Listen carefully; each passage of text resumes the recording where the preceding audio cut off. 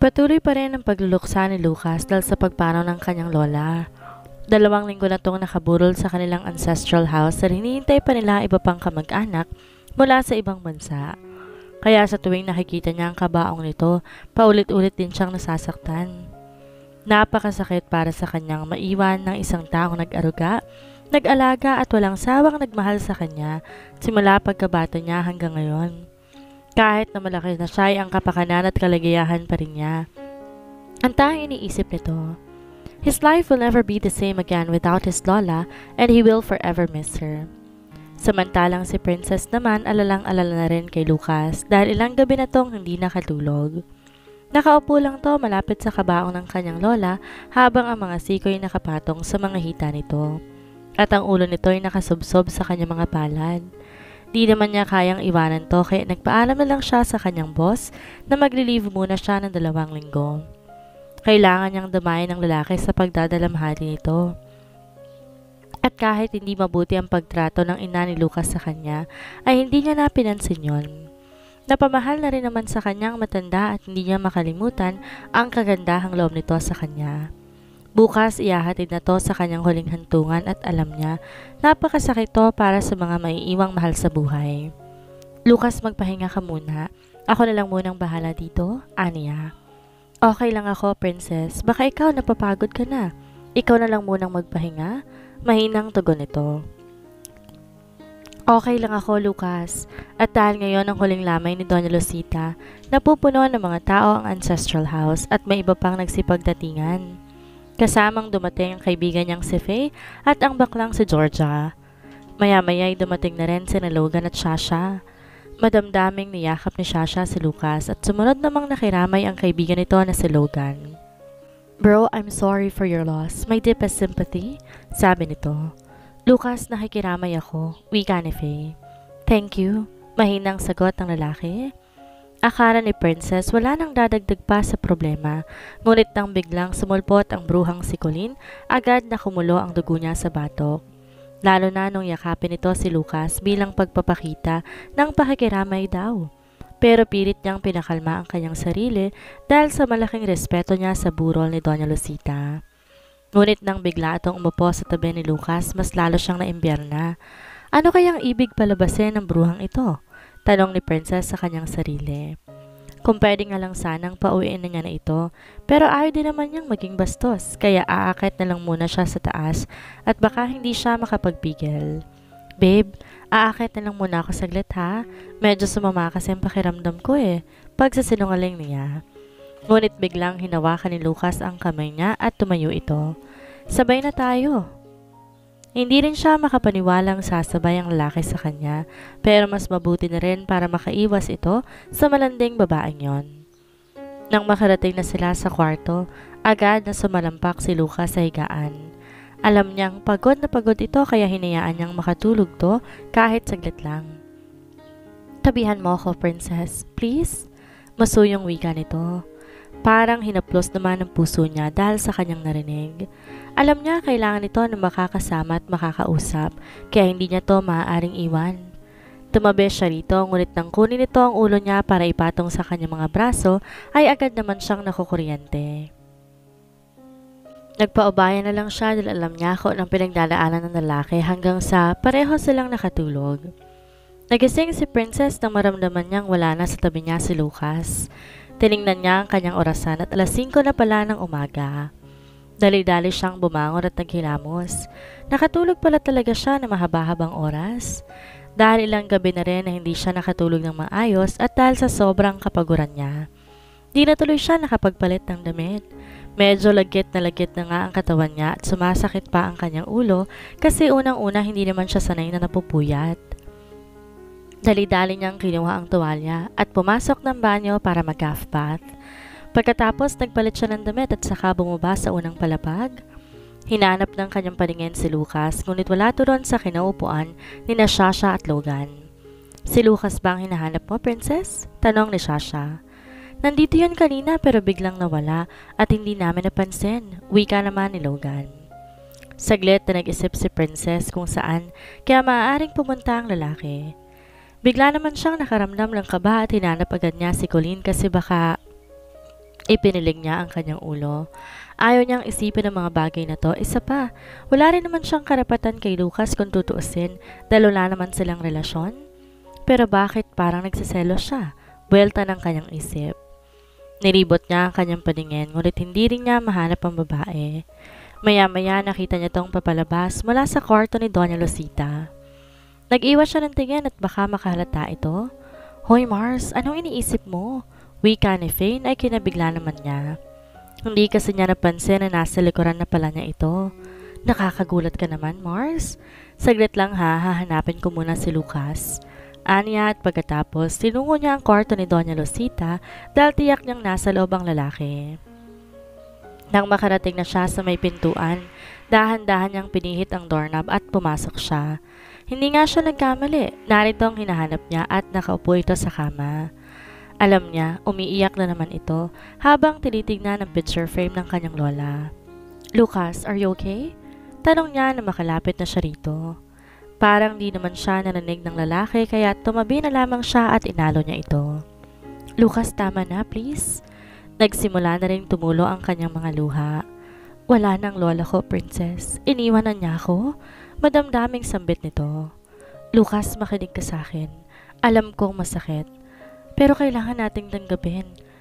Pinagpahinga na ng Panginoon ang lola mo dahil ayaw niya na itong mahirapan pa. Hindi naman mawawala si lola sa atin eh. Mananatili siya sa puso natin magpakailanman. For now, kailangan mo munang kumain dahil kagabi pa walang laman ng tiyan mo. Kahit konti lang, Lucas, please, pakiusap niya. Saglit na nag-angat ang tingin ang lalaki at tumingin to sa kanya. Princess, please, wag mo akong iiwan. Nabigla siya sa kanyang narinig. Di naman niya akalain na sasabihin to ni Lucas sa kanya. Princess? Yup, nandito lang ako at hindi kita iiwan.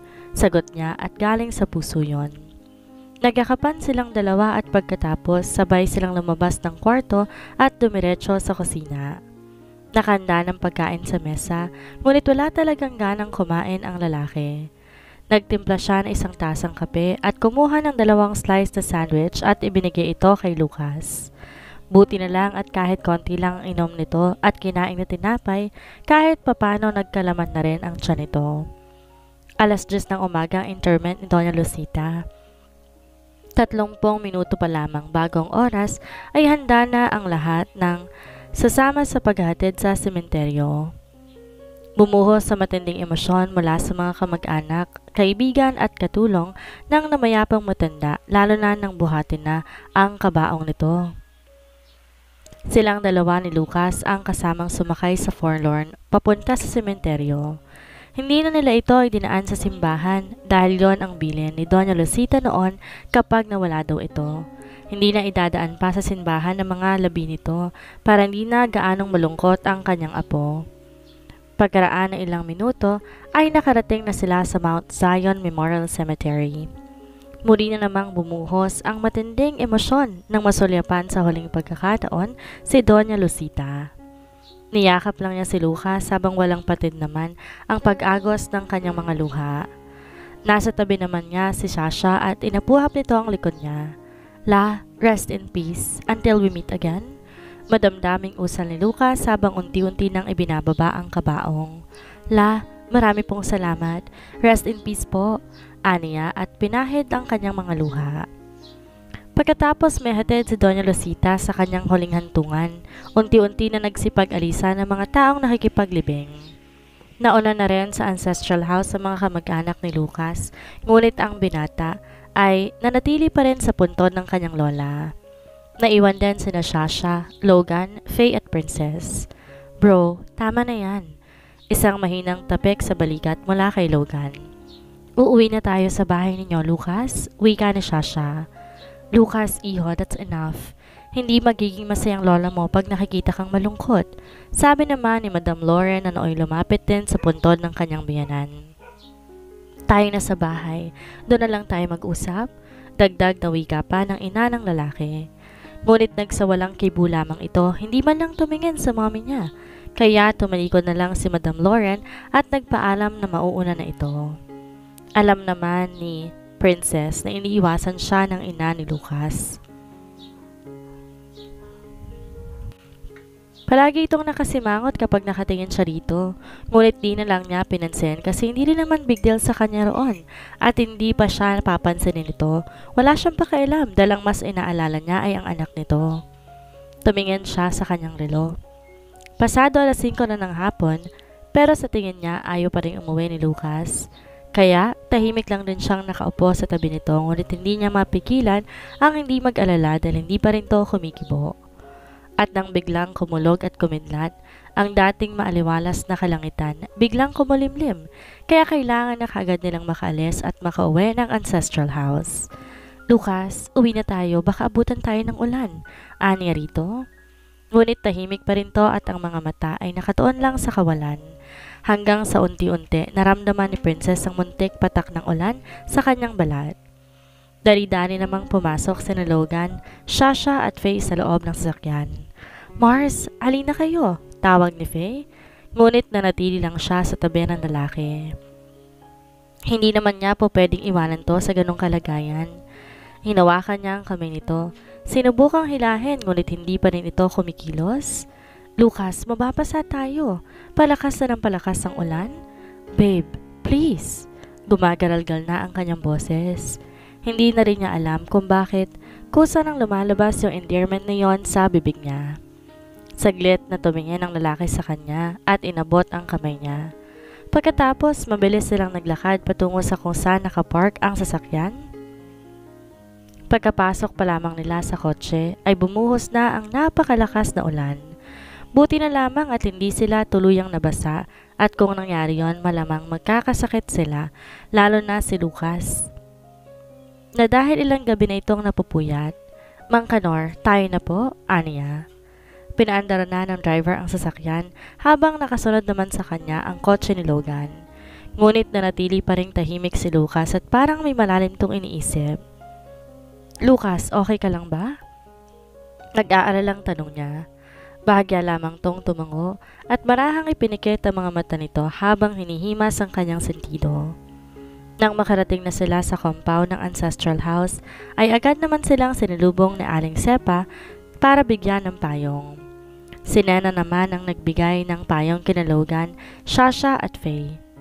Mabigat ang mga hakbang ni Lucas pagpasok ng bahay. Laglag ang mga balikat nito at napakatamlay ng kilos. Naiintindihan naman ni Princess yon dahil normal lamang sa isang namatayan na makaramdam ng labis na kalungkutan. Alam niya kung gaano kamahal ng lalaki ang si Doña Lucita. Parang higit pa yata sa pagmamahal ng kanyang ina. Kaya napakasakit talaga para dito ang pagkawala ng lola niya and it takes time before he will be completely healed. Nauna silang dalawa ni Lucas na umakyat sa ikalawang palapag at sumunod naman ang mga kaibigan nito. Dumiretso sila sa kanilang silid at nang makapasok na sila sa loob, agad na umupo ang lalaki sa kama habang nakayuko ang ulo nito. Muli na namang hinimas ito ang kanyang sentido kaya nilapitan niya ito at sinalat ang noo. Lucas, mainit ka, natatarantang sabi niya. Hindi niya tuloy alam kung ano ang uunahin niya. Kung kukuha ba siya ng pamalit na damit nito? Kung kukuha ba ng gamot or pakakainin niya muna ito? Saglit lang ha. Kailangan mo munang makapagpalit ng damit, aniya at saka kumuha ng damit sa closet. Pagkatapos ay kumuha siya ng gamot at warm water sa dispenser at agad niya itong ipinainom kay Lucas. Lucas, kailangan mo munang kumain bago matulog para at least magkalaman yung tiyan mo. Sabi niya at takmang tatayo para lumabas ng kwarto ngunit pinigilan siya ng lalaki. Mamaya na lang ako kakain, Princess. Magpapahinga muna ako. Mahina nitong sabi. Di na lang niya ito pinilit dahil alam niya na kulang talaga sa pahinga ang lalaki at sobrang fatigue at stress kaya ito nilalagnat. She stared at him while he slowly closed his eyes. She threaded her hands through his hair and cupped his face. Ngunit nang ma-realize niya kung anong ginagawa niya, agad din siyang natigilan. Oh God, this is absolutely wrong. Hindi tama to, hindi dapat, sabi niya sa kanyang sarili. Muli niyang tinitigan ang napakagwapong mukha ng lalaki na ngayon mahimbing na natutulog. Buti na lang at nakatulog na rin ito para naman makapagpahinga. Maya-maya nakarinig siya ng 3 mahihinang katok. Bukas yan? Ang katulong pala na si Nena ang pumasok para sabihing nakanda na ang mesa sa ibaba. Natutulog po si Sir, ma'am? Tanong nito. Oo, Nena. Nilalagnat siya pero tapos ko na siyang pinainom ng gamot. Bahagya pang lumapit ang katulong at tiningnang mabuti ang kanyang amo kung mahimbing na ba itong natutulog. Bahagya pang lumapit ang katulong at tiningnang mabuti. May sadya po ako sa inyo, ma'am, sabi ni Nena. Kumunot ang kanyang noo dahil wala siyang ideya kung anong kailangan nito sa kanya. Maari po ba, ma'am, na sa labas po tayo? Ngumiti siya kay Nena at sumunod siya sa labas ng kwarto. Akala niya sasabihin kaagad nito ang pakay niya, ngunit nagtaka siya dahil bumaba sila ng hagdan at pagkatapos pumasok sila doon sa kwarto ng namayapang lola ni Lucas. Bakit tayo nandito, Nena? Nagtatakang tanong niya. Saglit lang po, ma'am, ha, may kukunin lang po ako. Tugon nito at pagkatapos lumapit to doon malapit sa main drawer at kinuha nito ang picture frame ng matanda. Binuksan niya ito sa likod at parang may kinuhang isang bagay doon, isang sulat. Binigay ito sa kanya ng katulong. Ma'am, ipinabibigay po ito ni Doña Lucita sa inyo, ma'am. Binilin kasi sa akin na saka ko lang daw ibigay sa iyo kapag may nangyaring masama sa kanya, sabi nito. Sige po, ma'am, maiwan ko na po kayo. Nang mapag-isa na si Princess, agad niyang binuksan ang sulat. Mahal kong Princess, kapag nabasa mong sulat na ito, ibig sabihin wala na ako. Unang-una, nagpapasalamat ako at dumating ka sa buhay ng apo ko. Alam mo, Iha, kung gaano ko kamahal si Lucas, kaya wala akong ibang hihilingin sa'yo, kundi ang mahalin at alagaan mo siya. Naiintindihan kong lahat kung anong napagkasunduan ninyong dalawa, hindi ko lang alam ang buong detalye. Kilalang kilala ko si Lucas kaya alam ko kung kailan siya nagsasabi at hindi nagsasabi ng totoo. Nung pinakilala ka pa lang niya sa akin nung kaarawan ko, alam kong nagpapanggap lang kayo at naiintindihan ko kung bakit yon ginawa ng apo ko. Dahil ang tayong hangad na lang ay mapasaya ko bago man lang ako pumanaw. Sa totoo lang, Iha, masaya ko, lalo na mapansin kong may pagtingin sa'yo si Lucas. Gaya ng sabi ko, kilalang kilala ko siya. At kung sakali mang pagtingin niyang ito sa'yo ay mauwi sa pagmamahal, please mahalin mo rin siya, Iha. My grandson deserves to be happy. Kaya please, nangilad ang mga luha ni Princess nang matapos niyang basahin ang sulat. Maya-maya ay tuluyan na siyang naging emosyonal. Hindi niya alam kung para saan ang mga luhang yon. Kung yun ba ay dahil naaawa siya kay Doña Lucita o sa katotohanang sinabi nito na may pagtingin si Lucas sa kanya. At saka alam pala nito ang lihim nilang dalawa ng lalaki. Totoo ngang kilala nito ang kanyang apo dahil nalaman nito na nagpapanggap lamang silang dalawa na magkasintahan. Pero nanatili lamang tong tahimik at hindi man lang nito kinompronta si Lucas. Napabuntong hininga siya pagkatapos at tinupi niya ang sulat at nilagay muli sa likod ng frame. La, ayoko pong mangako sa inyo dahil 2 buwan na lang po at matatapos ng kontrata namin ng apo ninyo. Tsaka po kung totoo man pong may pagtingin si Lucas sa akin, dapat sinabi niya sa akin pero hindi pula. Hindi din po ako sigurado sa nararamdaman ko para sa kanya, La, kasi po hanggang ngayon hindi ko pa rin po makalimutan ang dati kong nobyo. Ayoko pong masaktan si Lucas kaya hindi ko po siya paasahin sa mga bagay na hindi po ako sigurado. Emosyonal na wika niya habang nakatingin sa picture ng matanda. Pagkatapos ng ginawa niyang pakikipag-usap sa picture ni Doña Lucita, lumabas na siya ng kwarto. Nagtungo siya sa kusina para tingnan kung anong po pwede niyang lutuin para kay Lucas. Naisipan na naman niyang magluto ng chicken soup dahil alam niya paborito to ng lalaki. Ngunit habang nagluluto siya, muling bumabalik sa kanyang isipan ang sulat ni Doña Lucita. Tanong niya sa kanyang sarili, magagawa kaya niya ang pakiusap nito sa kanya?